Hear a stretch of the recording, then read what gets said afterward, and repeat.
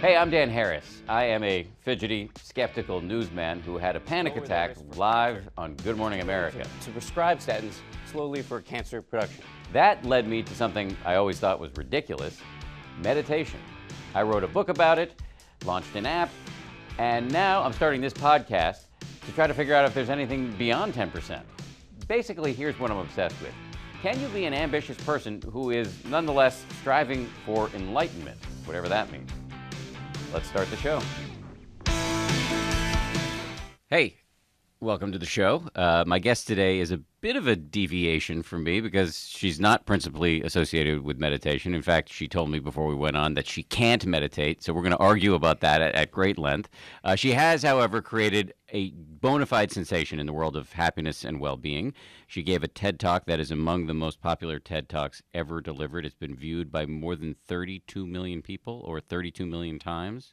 Do I have that number right? Hard to know if that's, one parent watching it 15 million times. Yeah, I don't think but so. You know what I mean. Yes, Let's just say that's a lot the of number. people have watched it. It's one of the most popular of all time, as I said. And it's about how to make yourself look, feel, and act more powerful, even if you don't feel that way internally, through something that she calls power poses. Her name is Amy Cuddy. She's a social psychologist at Harvard Business School, and she's got a new New York Times best-selling book called Presence. Hi. Hi. How you doing? I'm great. I'm very happy to be here. We're happy to have you. I didn't mean that in a royal we kind of way. I meant like we as my happy to have you.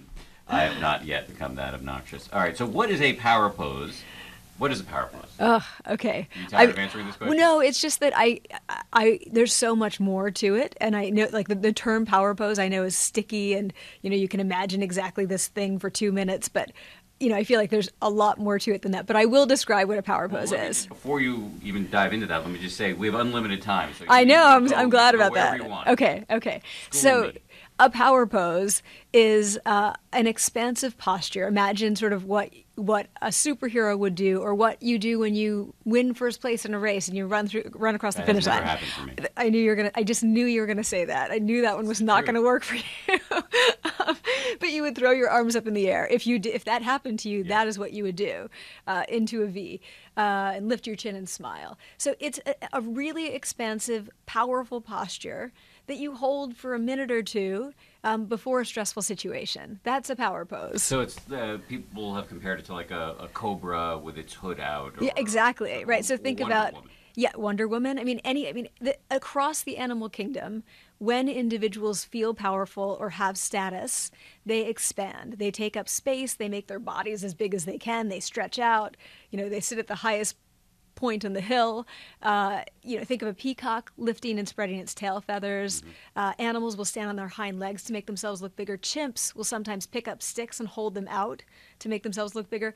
Other great apes have the ability to cause their hair to stand on end, which makes them look bigger. So when we feel powerful, we want to take up a lot of space in the world to signal we're in charge. We've got the power right now, even if it's fleeting, like winning a race. And so you're saying that even if you don't feel powerful, you can use one of these poses to kind of trick your mind into feeling powerful in a key moment. Yeah, so emotion expressions are, nonverbal expressions of how you feel. So think about smiling when you're happy. But researchers now know that you also feel the emotion when you just make the expression. So you can smile, and that will make you feel happier. So if I'm bummed out and I smile, I will actually start to feel better? Okay, I like to be careful about this. I don't know what will happen for you, but on average, that's what happens, right? Across people. So you never have a study result where everybody in the condition has the response that you've hypothesized. But yes, on average, if people fake a smile, it will improve their mood. Or if they furrow their brow, it will make them feel angrier. So that's called facial feedback. So the takeaway is that emotions are expressed nonverbally, but nonverbal expressions also cause emotions. Now, all of that work was focused on the face. What we've been looking at is posture, below the neck. Now, knowing that expansive posture is associated with power, and that's a universal expression of pride, that's where you get to the hypothesis that it seems likely that you would get the same kind of feedback effect with posture. when we feel frightened and powerless, we do the opposite. We wrap ourselves up, we touch our necks, we cover our faces, we pull our knees up, fetal position. We want to make ourselves invisible, as small as possible. We don't want to offend anybody. And so when you're going into a really stressful situation, so something that has high stakes and that feels like a social evaluation, much of life is a social evaluation, we tend to start feeling powerless and collapsing, right? Wrapping ourselves up. You think about going into the most stressful situation, you're not walking around like a superhero before you do that. That's signaling to the brain that you're in a stressful kind of fight or flight situation, and that's not the way you want to go into that situation. So this work, is focused on whether you can expand before you go into those situations, and can that cause you to feel enough more confident that you can actually be in the moment, be present, engage with what's actually happening and not with what you fear is happening. So rather than, going in and thinking, I should have said this a minute ago, what does this person think of me? What's going to happen after this moment? When you go in feeling powerful, you're able to actually be there. So just to drill down on that a little bit, your advice would be, so you got a big meeting coming up, or maybe a date, or whatever, something where you feel there's going to be some social evaluation and stakes. Find a private place and strike a pose. That's what I would suggest. And what would these poses look like? I mean, Wonder Woman is one example that gets thrown around. It can be whatever feels comfortable to you. And so I always get worried when people get really concrete and fixed on this. Like, does it have to be this for this amount of time? And it doesn't have to be anything other than expansive and open. But Wonder Woman, the victory pose, feet up on the desk with your hands behind your head. That's a powerful posture. Anything that is really expansive. And I encourage people to do it in the privacy of their own office or a bathroom stall or a stairwell before they walk into these stressful situations, so that they're walking in not feeling that a tiger is about to attack them. So you said at the beginning that there's so much more to this than power poses. What did you mean by that? Well, I just think that what I want people to understand, more than should I stand like Wonder Woman for 2 minutes before a job interview, is that your body is constantly conversing with your mind. And it's a two-way conversation, but we tend to focus on the mind-body direction more than the body-mind direction. And I think that the body is signaling a lot of information to our nervous systems about what state we're in and how we should respond. So I think that, expansiveness is also related, it is also related to better mood. If you sit upright and hold your shoulders back, you're likely to be feeling happier. Slouched posture is a clear signal of depression. But when you get depressed patients to sit upright with their shoulders back just for a couple of minutes, you see a reduction in depression symptoms and an increase in their memory for positive events in their lives and positive traits. So it just goes so far beyond standing like Wonder Woman. I want people to know that how they carry their bodies is to some extent shaping how their interactions play out and how they're carrying themselves through their lives. And they can take control of that conversation. I think if you will indulge me for a minute to go on for 2 more minutes about this. I'll indulge you. Go ahead. Go for it. But think about the kinds of self-affirmation, things that we used to think we should do to make ourselves feel more confident. Stuart Smalley looking in the mirror. Yeah. So now, I've noticed, though, after giving talks all over the place, that most people now don't know who Stuart Smalley is, which is terrifying. Explain. Okay, Stuart Smalley was a character on Saturday Night Live, played by Al Franken, who's now a politician. Yes. Now kids are like, but he's a politician. He used to play Stuart Smalley. And the idea was that he would stand in front of a mirror, sit in front of a mirror, and say to himself, I'm good enough, I'm smart enough, and doggone it, people like me, with a smile. And he would repeat this. It was called Daily Affirmation with Stuart Smalley. What was funny about it was that it didn't work. By the end, he'd interview a guest, someone like Michael Jordan, someone famous, and by the end, he'd be saying things like, I am in a shame spiral, and I'm going to die homeless and penniless and overweight. No one will ever love me, and I'm a phony. They're going to cancel the show. It would go on and on. We thought that was funny because we know that when we are in a state of acute self-doubt, we're not going to believe ourselves when we say, I'm actually great. Now, not only are we self-doubting, we're liars as well. So I think that old idea of self-aggrandizing self-affirmation before these stressful situations, turns out to totally backfire. What I like about the body-mind connection and these kinds of interventions is that your body is telling your mind this information. It's a little bit more primitive, right? So there's not as much room for that self-doubt. The body is just saying, yeah, actually, you're okay. You're safe. It's communicating that information to the nervous system. So there's just so much more out there. Work with combat veterans with post-traumatic stress, or rape survivors with post-traumatic stress, depressed patients, all looking at these body-mind interventions and seeing a lot of success. If all of your indulgences are that interesting, you should just go for it without asking my permission every time. Okay. But I suspect people are going to say, okay, if you're depressed or if you're a rape victim or even if you're just in a moment of acute self-doubt, don't we need something more than just posture improvement? Well, there's always more, right? I guess for me, it's, what little incremental thing can you do to feel a little bit better? So you're not saying this is a silver bullet? No way. And, and sometimes people say, oh, it's Amy Cuddy says it's a cure-all. And I would never say anything like that. All I care about is helping people to feel a little bit better, seeing incremental change over time. So if you feel a little bit better, there's so many stories. I hear from so many people who explain to me how they use this kind of idea.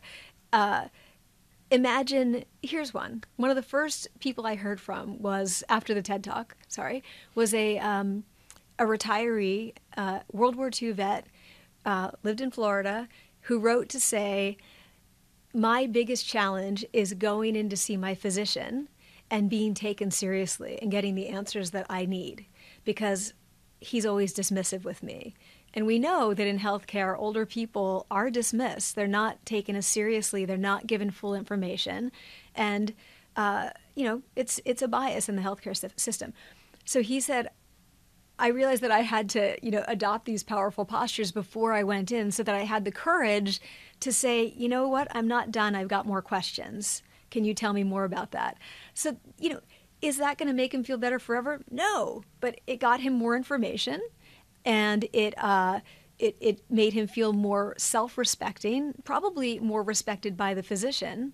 And the next time he goes into that situation, it's going to be a little bit easier because he'll have the memory of having done it before. So what about with you? Are you just constantly aware of your own posture? I am a lot of the time. You have very good posture. For those who are just listening and not watching this, you're ramrod straight spine. I used to be a ballet dancer. Okay. So professionally, so that was a pretty big part of my life. So that is not unrelated to my interest in posture. Dance is all about body language. It's the best expression of really body language that there is. But I am aware of it, not just because I think I feel better when I'm sitting up straight, but because I know that other people are watching my posture. And I'll get comments like, Cuddy's posture on this or that show. And I'm like, actually, that was the mic pack in my back. But, so I know that people are watching it very carefully. That would be like if I stopped meditating. Yeah, right. I'm comfortable being a hypocrite on a bunch of levels, but not that much of a hypocrite. Yeah, so you exactly. just always have to watch your posture. I do. But do you notice, though, that it impacts your state of mind? I feel like it does. And I know that this is so annoyingly kind of science-y, but you never know for a single person as an experimental psychologist if something's working for that person. If it's working through the mechanism that you hypothesized or it's working because it's a placebo, you don't know. I feel like it works for me. I certainly feel better, and I find that I stand in a much more open posture now than I used to. I was definitely a collapser. I was always touching my neck and playing with my jewelry and making myself small. I felt anxious a lot of the time. So I feel much less anxious now that I hold myself in a more open posture. I don't find that annoyingly sciencey at all. Maybe it's because both my parents are scientists and my wife is a scientist, and I think you're just being precise, and so feel free to do so in this context. Thanks. As much as you want.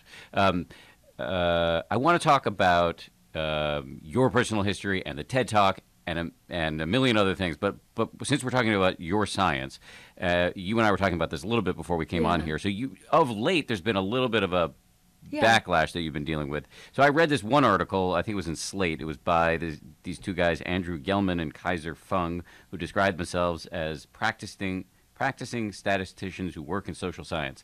And they say, quote, an outside team attempted to replicate the original study using a sample population 5 times larger than the original group. In a paper published in 2015, the team reported they found no effect. And they go on to call your study spurious. This is pretty tough stuff. So I mean, I don't mean to be dismissive of it. I mean, so here's what I think is important about that. Mm-hmm. And there's stuff that is just subjective, personal sort of biases about certain kinds of research that I think I'd rather not get into. Okay. But there is another study. Well, there are many studies that look at powerful posture, right? So what they're talking about the hormones findings in particular. In your study. Right. So they're saying that it didn't replicate the hormones findings. What it did replicate is that people felt more powerful. So if the main takeaway for me is that when you expand, it makes you feel more powerful, this study with 200 people showed the same thing that we showed. Now, somehow that gets lost. But here, let's get into the hormones, because I think that is where we don't know. I mean, the fact that they didn't replicate our findings with hormones, and we haven't really talked about that yet. Yeah, why don't we go back and tell me about your original study, and then we'll go to this. So in our original study, we had subjects assigned to either high or low power poses randomly. They didn't know about the other condition. They held 2 poses for 1 minute each, so a total of 2 minutes. We took saliva samples before and after, and we were looking, and what we hypothesized was that powerful postures would lead to an increase in testosterone and a decrease in cortisol, and low power poses would do the opposite. Now, that's based deeply in neuroendocrinology, not just from humans, but from the animal literature as well. When individuals have power, that is the hormone profile that you see. And when a primate ascends to the position of alpha, he is likely to experience an increase in testosterone and a decrease in cortisol. So we hypothesized that faking power would trick your brain into thinking that you have power, and you'd see these hormonal changes. We felt like it was the most conservative test of this hypothesis, that it makes you more powerful.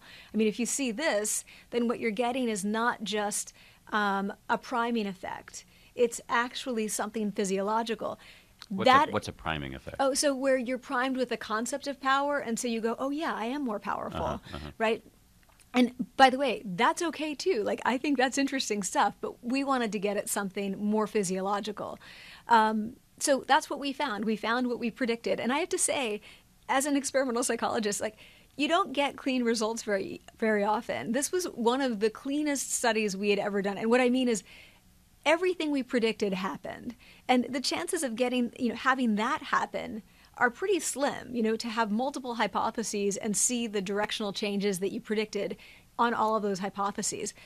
So people self-reported feeling more powerful, and then also they had more testosterone and lower cortisol. Right. We did a second study in that paper.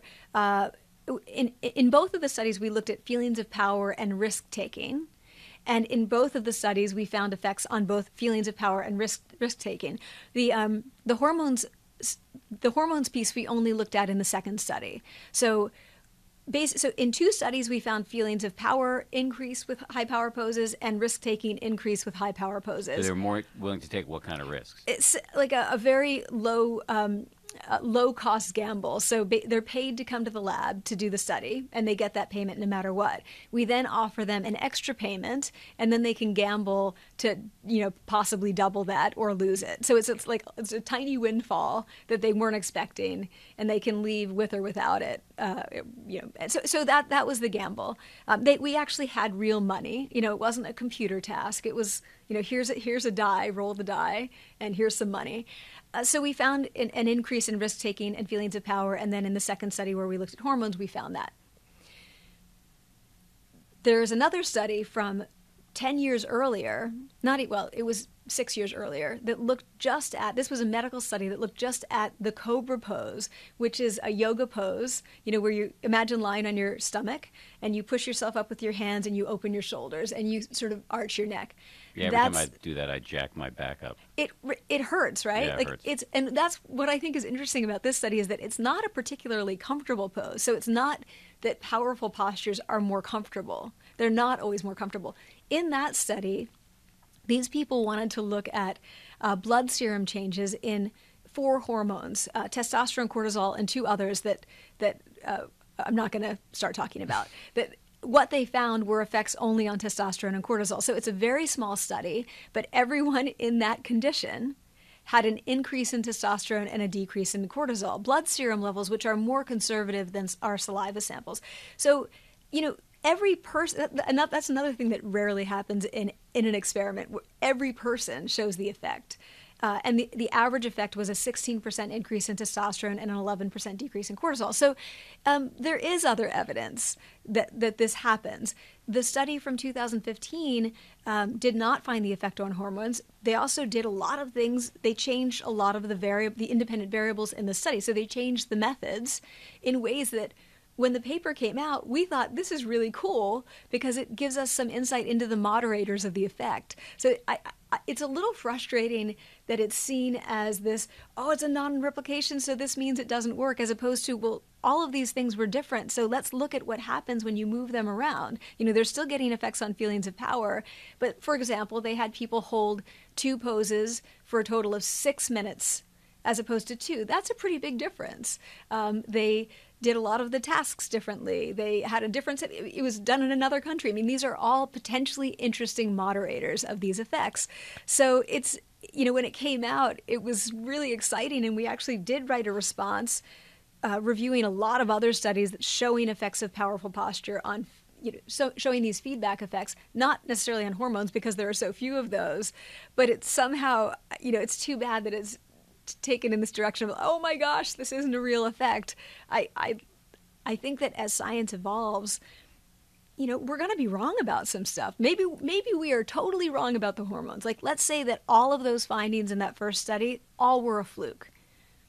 Okay, we're going to move on. We're going to keep learning, right? We don't stop studying something because one study didn't replicate it. But also the self-report data and the cortisol data or is cortisol also a hormone? No, cortisol is also. So it's just the self-report data, right? would be valuable, no? Yeah, I think so, right? Mm-hmm. So I think that, if you're still seeing an effect on feelings of power, it's possible that their study, which had, as you said, it had 200 people, which was a lot more than we had in our study. And we are finding, in the last couple of years, psychology has really shifted to having more subjects in the studies to increase what we call statistical power, to be more sure that the effect is real. So that is absolutely a strength of their study and a weakness of ours, which we did in 2009. And if we were doing the study again, I would change nothing except that. I would have, 4 times or 5 times as many people. So, yeah, I'd like to see the science grow. I'd like to see us all talking about it rather than going, this one showed it, this one didn't. It's real, it's fake. I'm not sure how that happened, but it's happening not just with regard to our study, but with regard to just about every finding in social psychology. So this is happening all over the place in social psychology, are these kind of fights where people are staking out positions. But this is kind of the way, look, I'm not a scientist. As I said before, I'm close to a lot of them. But this is kind of the way science works, where it's to the benefit of all of us that we have these kind of tough battles among the scientists, because ultimately it gets us to the truth. I think that's true, but I think that a couple things. I don't think that the battles have to be, we've finished, like this is the final conclusion. Right. We know that, and I feel that that's where some people would like to take this. And again, lots of other effects in psychology, so not limited to this. I don't see why we wouldn't continue to have a discussion about the boundary conditions of these effects and what are the mechanisms. If it's not the hormones, but we're getting effects on feelings of power, what is happening? Is it a priming effect? Here's another possibility. when you breathe deeply and slowly, and you probably know this work better than I do, but you have another body-mind effect. When you breathe deeply and slowly, it's telling your vagus nerve that you are in a rest and digest situation, so that you are calm. So break that down. What is the vagus nerve and what is Oh, rest the and vagus digest? nerve is it's sort of a central nerve that's related to your feelings of threat. And when you breathe deeply, it basically it responds as if you are safe, because when you are safe, you can breathe deeply and slowly. So again, it's this sort of bi-directional relationship. Now, that work, people refer to that as the relaxation response, has been used for decades. I mean, there are many, many studies on this.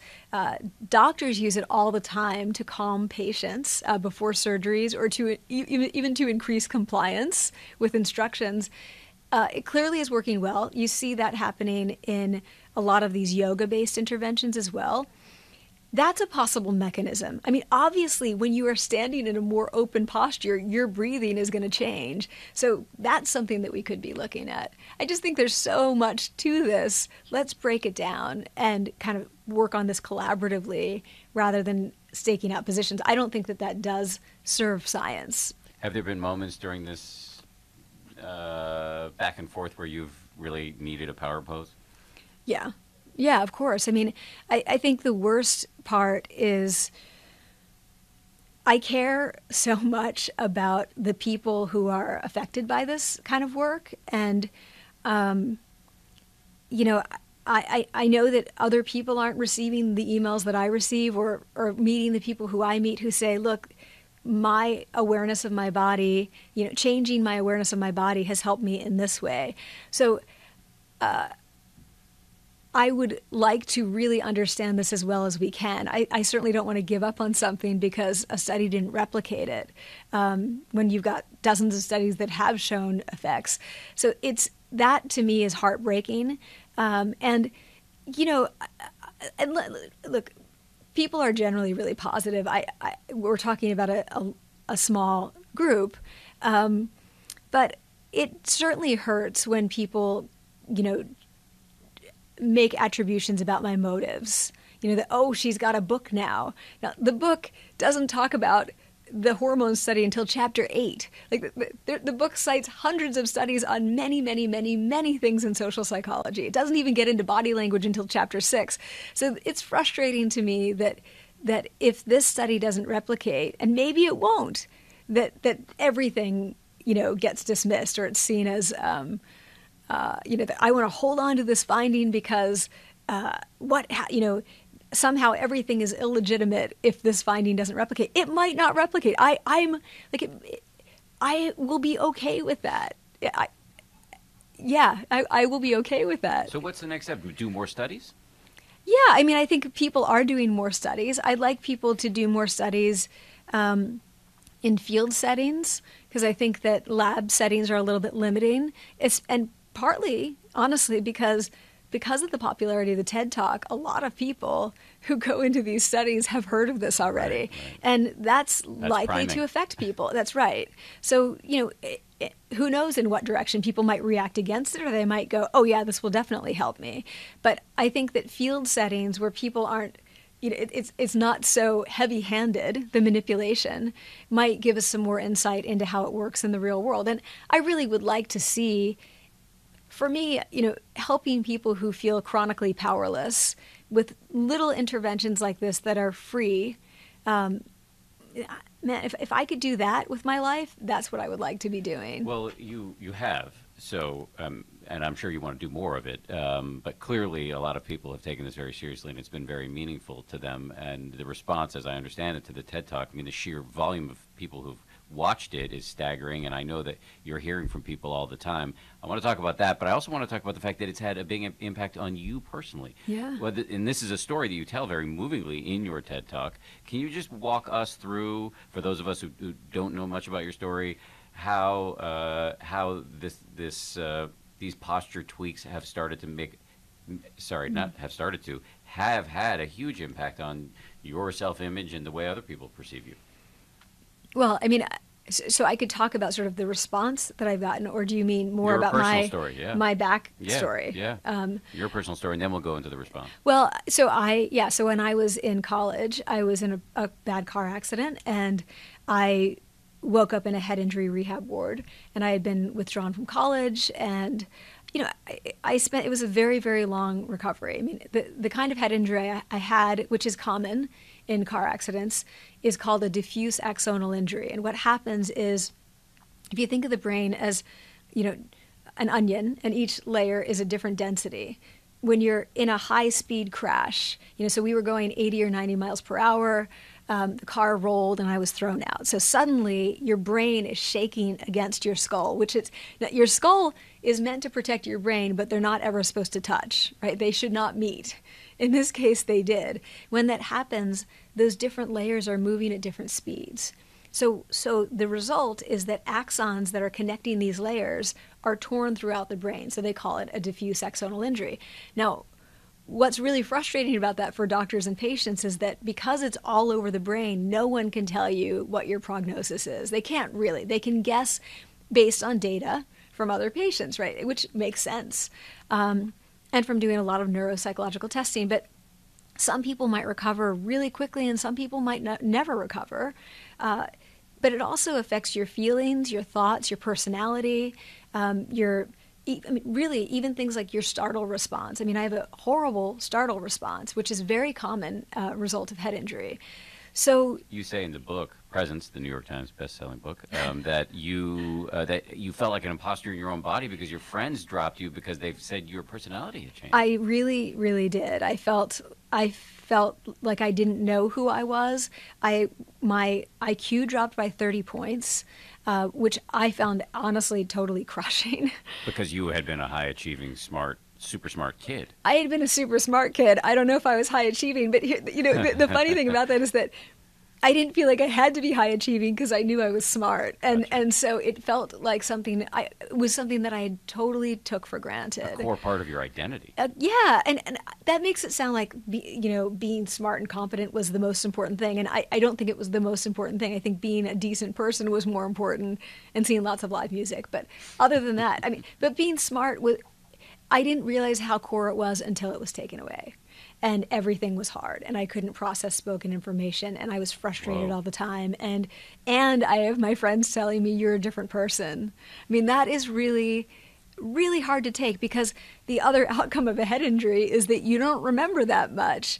Not just after the head injury, but for a lot of people, there's a period of time before the head injury that's very foggy. And for me, that was about a year. So and college, I was 19. So you are really developing as a person. I didn't know who I was, and I felt like I kept trying to hold on to this old self, but it was like a wet ball of sand that was drying in my hands, and it was sort of slipping between my fingers, and I couldn't hold on to it. And I think I finally decided that it's sort of like a relationship that's not terrible and not great, but you're not going to marry the person. So you can either stay in it or you can leave. You can stay in it and wait to see if something better comes along and then leave, or just leave because it's not going to work. I had to kind of break up with my old self to find a new self before I knew what that new self was. So I sort of had to go, I'm not ever going to be exactly that person again. And it's going to have to be okay because that's the only way I'm going to move on. And then when you do that, you're kind of free to see who you are and to see the path unfold. So that's sort of what happened for me. And you ended up going back to college and then going to grad school and studying social psychology. But during that time, as you made friends with your new self, as you describe it in your book, you were really anxious and wanted to make yourself small. Oh, so anxious. Yeah, I mean, even right now, look, I'm like pulling my knees up as we talk about this. It's really that was a really hard time. It took me 4 extra years to finish college. I started and dropped out a couple of times. I was failing classes, and by the time I finished, I was 4 years later than my high school classmates, but I had chosen psychology as a major because, me search and all of that. And Me-search meaning you just wanted to find out more about yourself. I That's wanted a to find term? out more about head injury. I mean, this is, psychologists, so many people say it's me search. It's people go into psychology because they want to understand themselves better. So I did start in a neuropsychology lab and when I went back to school, and I decided studying head injury was probably not my thing. Ended up in social psychology, and kind of miraculously, really through a lot of like goodwill and me, well, as my advisor says, having chutzpah, I ended up at Princeton as a grad student, which felt You're clearly not Jewish, are you? 'Cause No. We say chutzpah. chutzpah. There you go. There. Nice Okay, enough. better? So, yeah, actually, I have to be honest. The first time she used that, I had no idea what it What meant. she- I was like 25, and I'm like, thanks. And You then made I it run to 25 home. without ever hearing this word? I grew up in Amish country. Okay, fair Like, enough. honestly, I mean, everyone looked like me. I mean, like 5'5" and blonde. Like, all of the women looked like me. And we learned German as kids in elementary school because our parents spoke German English dialect. I mean, our grandparents. Anyway, Not for nothing, Yiddish is a mixture of German and Hebrew. well, and Pennsylvania Dutch sounds a lot like Yiddish. There's a lot of overlap there. So they don't say chutzpah. They don't. No. Anyway, you got to Princeton. When I I'm derailed pointed- you. Go ahead. Yeah, we have scrapple. You know, it's sort of Anyway, anyway, Now I'm hungry. or rutschen. Do you know that one? No. So it means like a kid who's like moving around a lot. He's a rutscher. A Richard. Your baby's a rutscher now. Yeah, that's Pennsylvania Dutch. Anyway, back have a to Rutcher at home. a Rutcher. Yeah, I had a Rutcher too.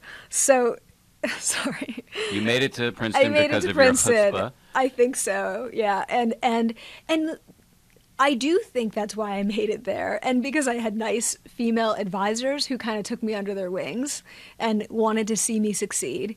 But I did not want to tell people, other than my closest friends, and of course my advisor knew that I had had this head injury. I wanted to hide that because I was sure that everybody would kind of turn on me and I'd be found out and I'd be kicked out and somebody would come along and say, we're sorry, we made a mistake.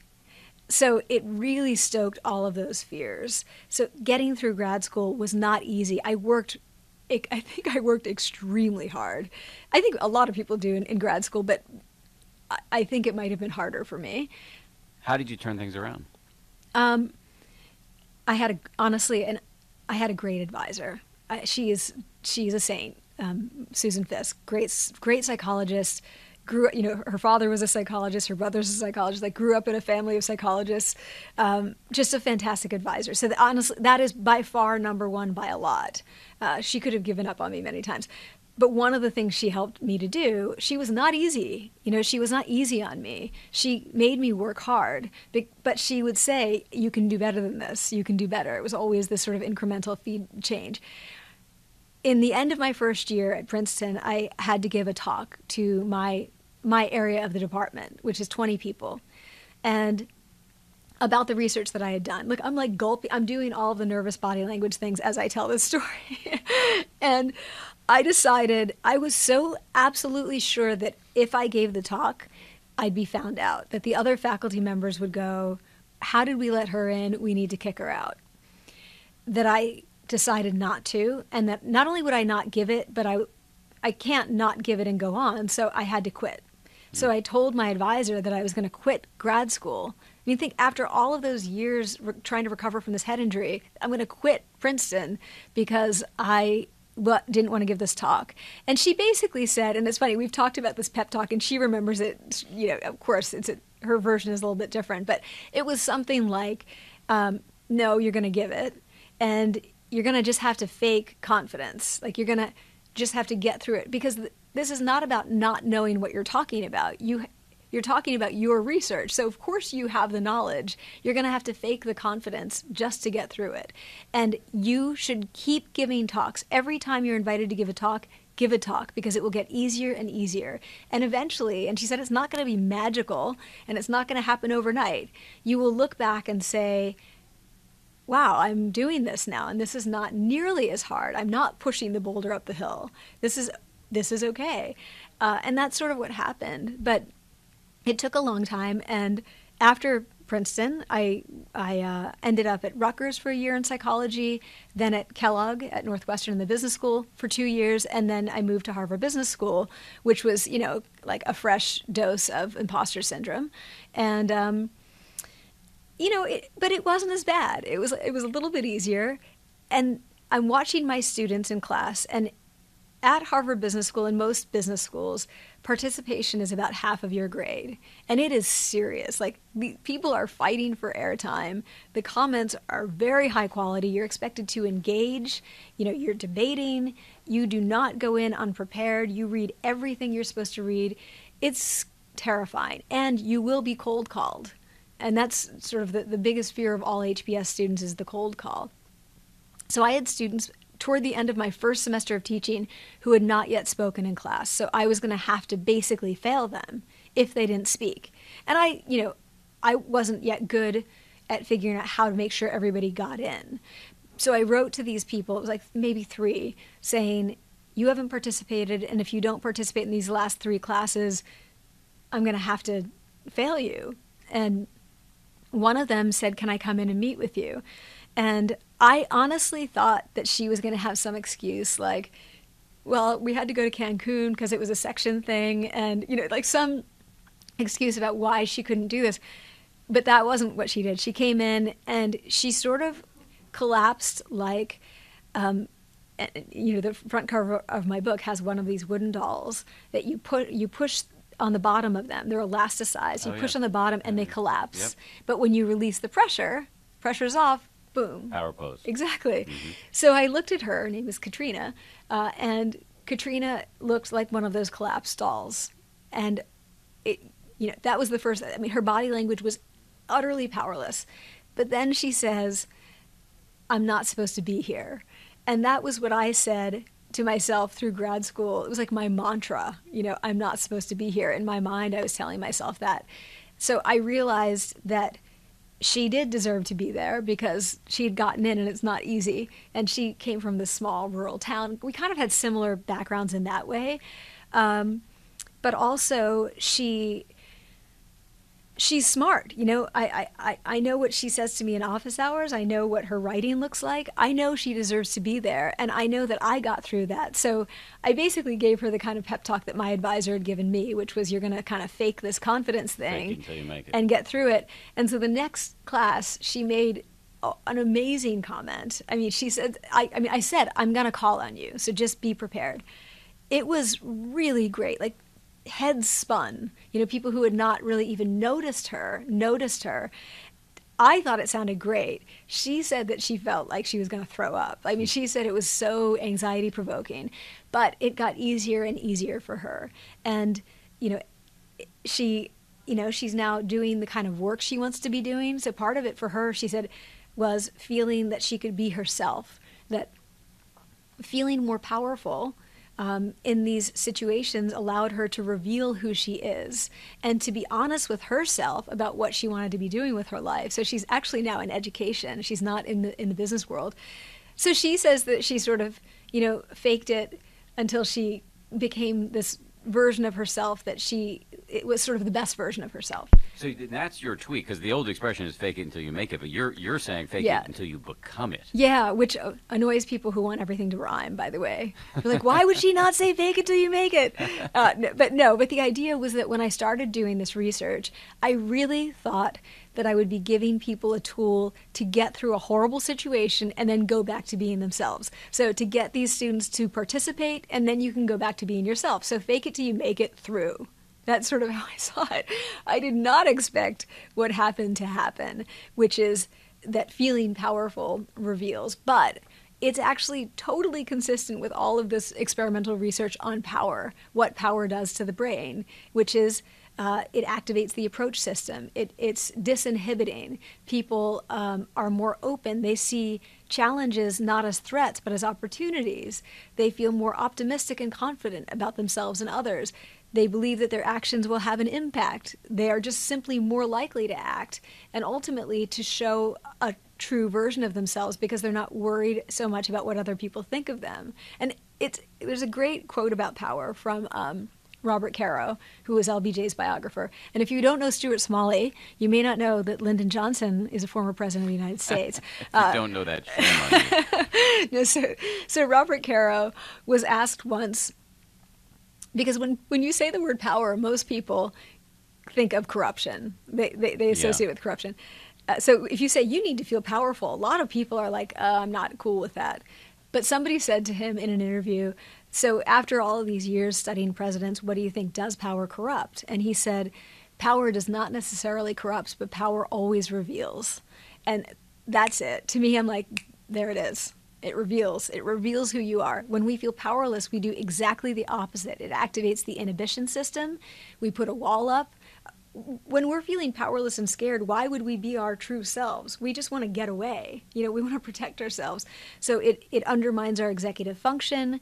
It makes us pessimistic and just generally feel sad. We don't act even when we should because we feel like, why bother? It's not going to do anything.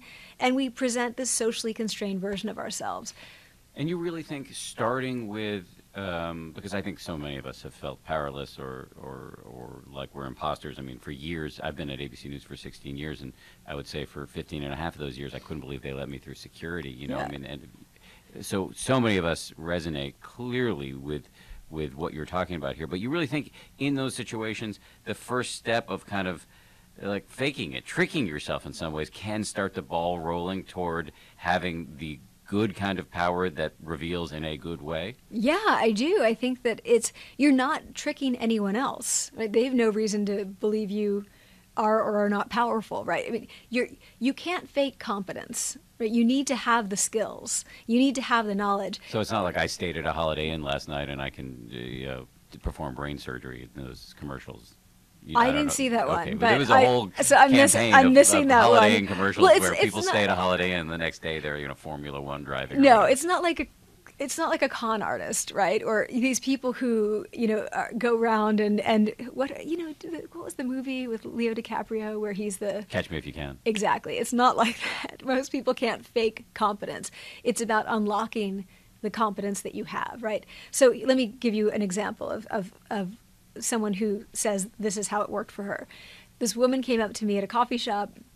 She was actually working at the coffee shop, and she said, are you Amy Cuddy? And your TED Talk really changed my life. And I said, well, what happened? She said, well, I grew up in Texas, but I'm Iranian, and I don't feel, I never felt like I fit in. My parents were refugees, and Texas is not. It just didn't feel like my home. I went to the University of Texas. I still didn't feel like an insider. I felt like an imposter. And after school, I finished. When I graduated, I didn't know what to do. So I moved here, and now I'm working as a server.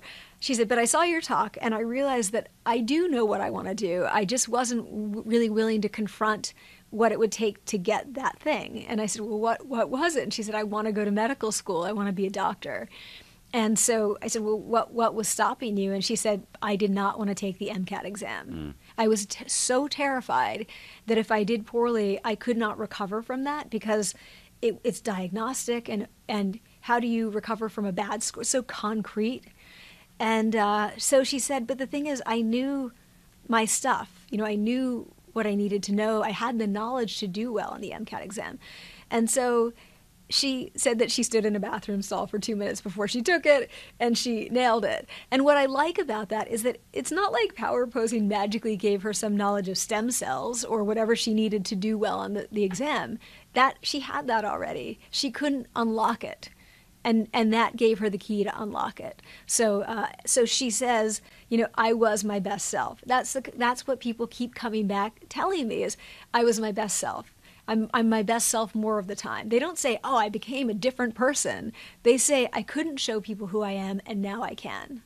So that makes complete sense to me. I mean, the response you're getting, which has been overwhelming to this talk, which was in 2012, it seems like it's not just that people walk away with this simple, actionable piece of advice, which is do a power pose. It's also this idea of just locking onto your story, of somebody who felt powerless, felt like an imposter, and mustered the courage, in part because of good advice, to make a big change. And so it's not. So it seems like you're giving people courage on a bunch of important levels. Yeah. Sorry, I shouldn't say yes, but I think people are taking a lot of different messages from it. So, when I hear from people, and it's funny, if we could go back just for a moment, maybe I'm having an opportunity to finally talk about this, but to the criticism, when people say, oh, the TED Talk about hormones, what if the study doesn't replicate, nothing's real? It's like, actually, I only spent about 2 minutes talking about that study. The talk is 20 minutes long, and it's about a lot of other things. So people are locking onto different pieces of it. So talking about imposter syndrome, talking about head injury, talking about just how body language affects us. And there are just so many different pieces of it. But I think a big part of it is that, I shared my own insecurities. And you started to cry. Yeah, that was... And telling the story of Katrina. Yeah, exactly. And I think that was, the first bunch of emails that I got, and still most of them that I get say, thanks for sharing your story. I don't feel alone.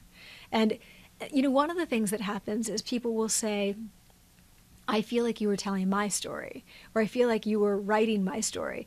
And it reminds me, because I do love music so much, and I lock onto songs, and I love lyrics, and I just, I think so much about what this song means and what they were thinking.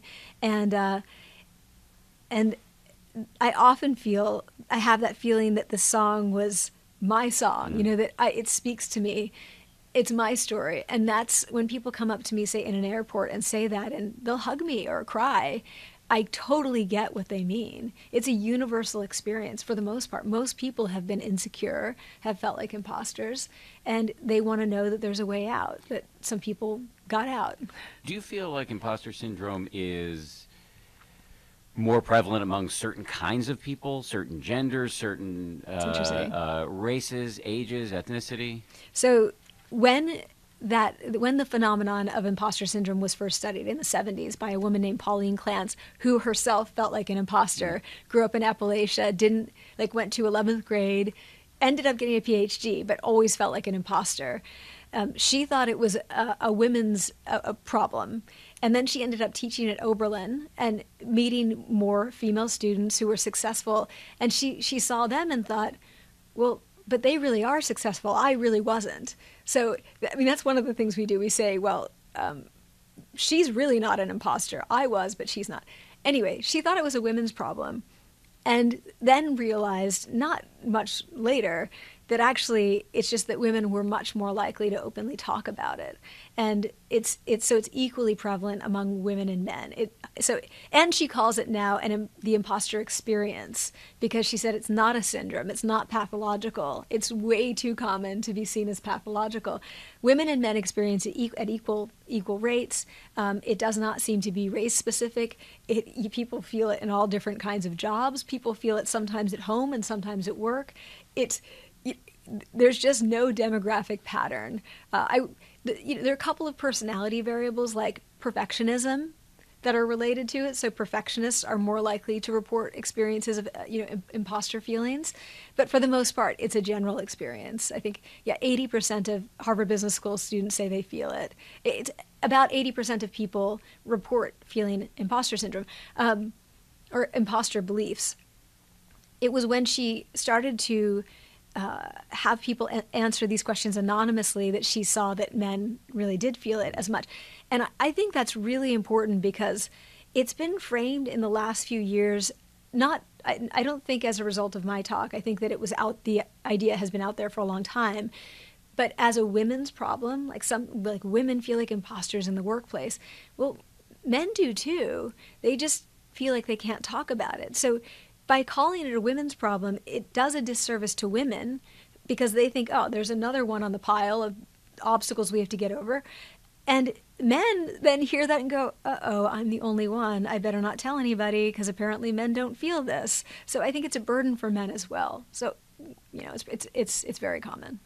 Two more questions for me, both of them self-interested. I wonder, 32 million people is just such an enormous number of people to watch this video. Such a high percentage of them clearly feel strongly about it, and people come up to you in airports and hug you and things like that. Do you ever feel?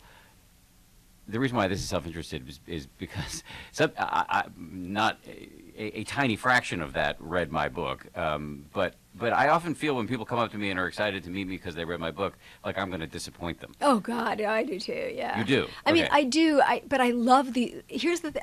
I love them so much. I love these people. They are so. I feel like they're so much more interesting than I am, and I kind of focus on that.